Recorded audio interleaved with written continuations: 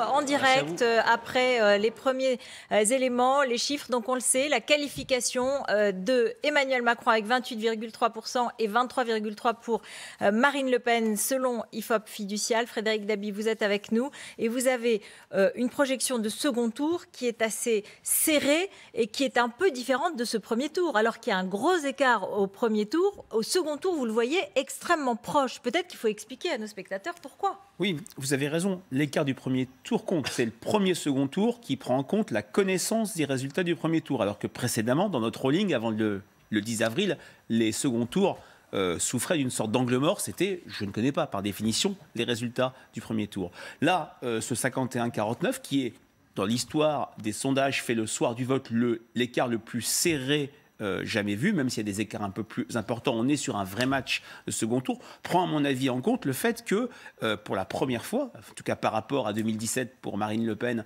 par rapport à 2002 pour Jean-Marie Le Pen, il y a des réelles réserves de voix pour la candidate du Rassemblement national. Réserve de voix du côté d'Éric Zemmour, réserve de voix du côté de l'électorat de Valérie Pécresse. On a vu dans notre sondage jour du vote qu'on a la même part d'électeurs Pécresse 2022 qui choisiraient Emmanuel Macron ou Marine Le Pen, quelques réserves aussi du côté de Nicolas Dupont-Aignan. Donc on a un second tour qui est particulièrement serré, mais c'est vrai que ça ne prend pas en compte ce qui va se passer. Une campagne, une recherche de mobilisation des principaux électorats et des abstentionnistes. Plus de 12 à 13 millions d'abstentionnistes, c'est quand même le premier parti de France ce soir. Et puis bien sûr, le fameux débat d'entre-deux tours qui avait été si décisif en 2017. Est-ce qu'on a des informations, Adrien? On a vu ce débat entre Marlène Schiappa et Adrien Quatennens. Est-ce qu'on a des informations concrètes sur les reports possibles de voix d'un côté vers l'autre? En clair, chez Jean-Luc Mélenchon, chez Emmanuel Macron. C'est effectivement Frédéric Dabi, surtout qui va nous éclairer sur la partie des reports. Mais après, il y a la question de la stratégie.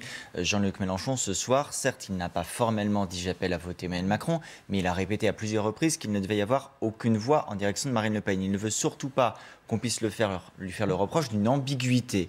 Du côté d'Emmanuel Macron, on voit bien, et c'était très net lorsqu'on l'a entendu tout à l'heure en exclusivité au micro de Cyril Adrien Sallemand, que lui, il a bien intégré la nécessité de faire des pas et de faire des gestes. Il a même dit tout à l'heure, lorsqu'il était sur scène, je sais très bien que certains voteront pour moi pour faire barrage à l'extrême droite. C'est un langage de lucidité sur la forme, et c'est un langage qui, sur le fond, veut donner des gages, des garanties. Après, c'est pas pour autant que l'intégralité de l'électorat de Jean-Luc Mélenchon va se reporter sur Emmanuel Macron. Or, et là je vais repasser la parole à Frédéric Dabi, c'est là l'une des clés de ce second tour, parce que c'est aussi de la proportion de report de voix que dépend le score d'Emmanuel Macron.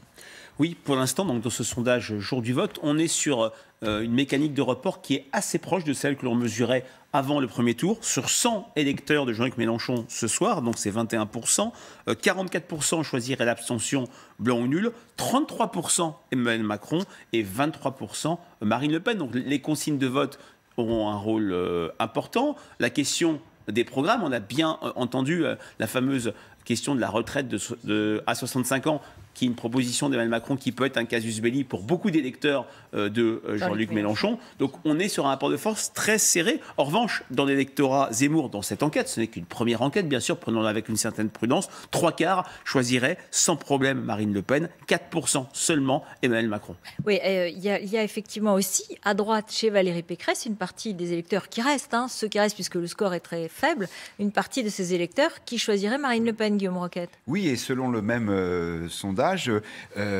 c'est absolument équivalent. Il y a un tiers des électeurs de Valérie Pécresse qui iraient chez Emmanuel Macron et un tiers qui irait chez Marine Le Pen. En fait, on voit bien toute la difficulté qu'a eu Valérie Pécresse. Elle a voulu tenir les deux côtés de son électorat. Et bien finalement, d'abord, les gens ont préféré l'original à la copie, en quelque sorte, à la fois en allant chez Emmanuel Macron ou en allant dès le premier tour chez un Éric Zemmour qui était une droite plus radicale, et au second tour, ce même éclatement, semble-t-il, se précise.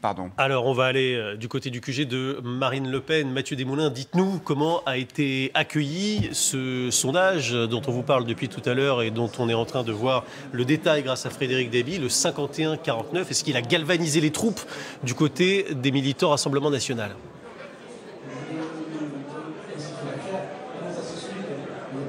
absolument.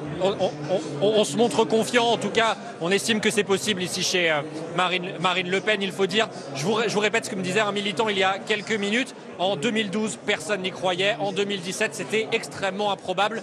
Aujourd'hui, c'est possible. Et ce, même si les sondages à ce stade ne donnent pas Marine Le Pen en position de l'emporter face à Emmanuel Macron au second tour. La stratégie pour Marine Le Pen est actée depuis plusieurs semaines, déjà au moins 2 semaines que ses équipes planchent sur le programme de ces 2 semaines en cas de qualification. On y est, et donc hors de question de changer de braquet, d'aller draguer plus ou moins un électorat, nous dit son entourage. Marine Le Pen veut continuer d'incarner cette campagne de proximité, comme elle l'a baptisée, aller sillonner les marchés. 2 meetings sont d'ores et déjà prévus, à Avignon la semaine prochaine, et puis à Arras, dans son fief du Pas-de-Calais, la semaine suivante. En revanche, 2 jours entiers et pleins au minimum sont d'ores et déjà bloqués pour Marine Le Pen, car elle estime que c'est le débat de l'entre-deux tours qui peut faire la différence. En 2017, elle le reconnaît, c'était un débat calamiteux où elle était arrivée, dit-elle, fatiguée. Alors elle ménage ses efforts et s'est bloqué plusieurs créneaux dans son agenda pour préparer ce face-à-face face au président sortant. Merci Mathieu Desmoulins, donc en direct du QG de Marine Le Pen. La campagne pour elle aussi est importante et aussi difficile, Arlette Chabot. Oui, avec un immense rendez-vous essentiel pour elle, c'est évidemment le débat. Alors, elle a annoncé la semaine dernière qu'elle mettrait d'autres propositions sur la table. Ça, c'est une chose. Elle a commencé ce soir, effectivement, à amorcer quelques pistes. Mais surtout, pour elle, fondamental, c'est le face-à-face. Certains disent 2, en tout cas un face-à-face, et elle ne peut pas, évidemment, comment lui dire, le perdre aussi nettement qu'il y a 5 ans. Pour elle, c'est essentiel. Elle a mis, on le sait, des mois, voire des années à s'en remettre, et là, tout est peut-être beaucoup plus serré, effectivement, qu'il y a 5 ans, et là, elle ne peut pas se permettre un échec comme en 2017, bien évidemment. Pour elle, c'est le plus important. Quelles sont les infos juste sur ce débat, sur ce face-à-face dont on dispose d'ores et déjà, Adrien? On a la date, les circonstances? Oui, après, comme dit Arlette, tout peut changer en fonction des stratégies électorales, mais il y a déjà eu un accord qui a été trouvé avant même le premier tour pour organiser le débat d'entre-deux tours mercredi 20 avril. Je dis le parce qu'au moment où on parle, il n'y en a qu'un seul qui soit prévu. Bien sûr qu'Emmanuel Macron et Marine Le Pen peuvent se dire qu'en fonction de la situation, leur intérêt pourrait être de multiplier, mais finalement, l'analyse que l'un comme l'autre faisait avant le premier tour, c'était de se dire que c'est un moment tellement important, d'une certaine manière comme une finale de Coupe du Monde, il n'y en a qu'une, et que multiplier ce type d'exercice, c'est enlever peut-être un peu de solennité à ce moment. Par ailleurs, il y a un besoin de faire campagne, c'est-à-dire que les 2 candidats vont se démultiplier à la fois dans les médias, à la télévision, à la radio et sur le terrain. Qui dit débat dit aussi préparation. Marine Le Pen, elle a d'ores et déjà sanctuarisé 2 jours de préparation dans son agenda. Emmanuel Macron peut-être un peu moins, mais il aura aussi du temps de préparation. S'il venait à se dire qu'il faisait 2 débats, il faut avoir en tête qu'il n'y a que 12 jours de campagne. À partir de demain, ça va aller très très vite et chacun va vouloir se démultiplier dans des exercices différents et variés.